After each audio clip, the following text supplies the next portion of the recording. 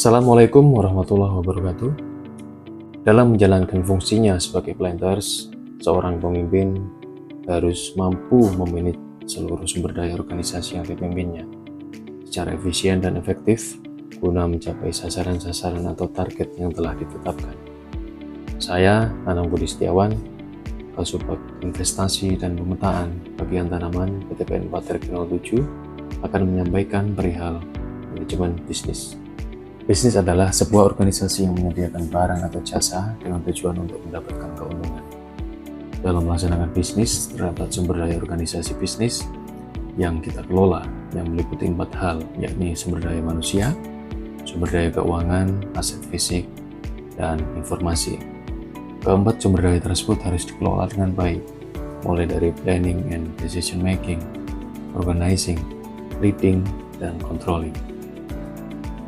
Dalam planning and decision making, kita harus menetapkan tujuan organisasi dan memilih tindakan dari serangkaian alternatif untuk mencapainya.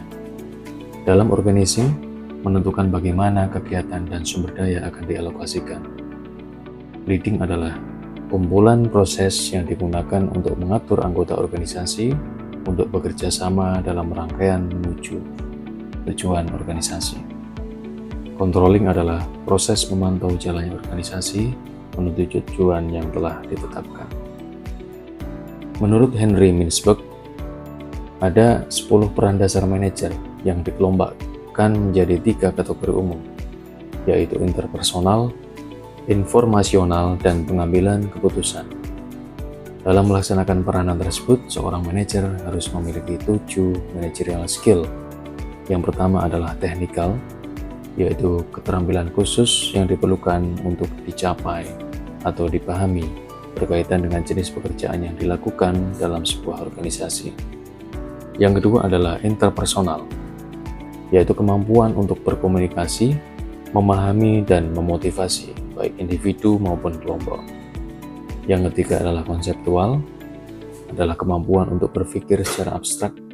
Yang keempat, diagnostik, adalah kemampuan untuk memvisualisasikan respon yang paling tepat terhadap suatu situasi. Yang kelima, communication, adalah kemampuan manajer baik untuk menyampaikan ide maupun informasi secara efektif kepada orang lain, serta menerima ide dan informasi secara efektif dari orang lain. Yang keenam adalah decision making, kemampuan manajer untuk mengenali dan mengidentifikasi masalah serta peluang dengan benar, dan kemudian memilih tindakan yang tepat untuk memecahkan masalah dan memanfaatkan peluang. Yang ketujuh adalah time management, kemampuan manajer untuk memprioritaskan pekerjaan dan untuk bekerja secara efisien dan untuk mendelegasikan dengan tepat. Dalam dunia perkebunan, sasaran kinerja berupa capaian kinerja produksi dan keuangan merupakan hal yang harus diperjuangkan secara militan dan sinergi dari setiap lini dan setiap bagian.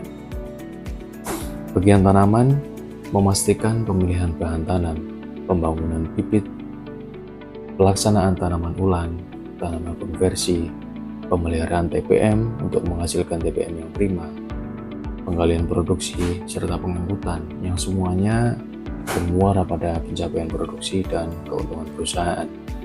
Dan bagian lain memastikan dan mensupport seluruh proses bisnis tersebut agar berlangsung dengan benar.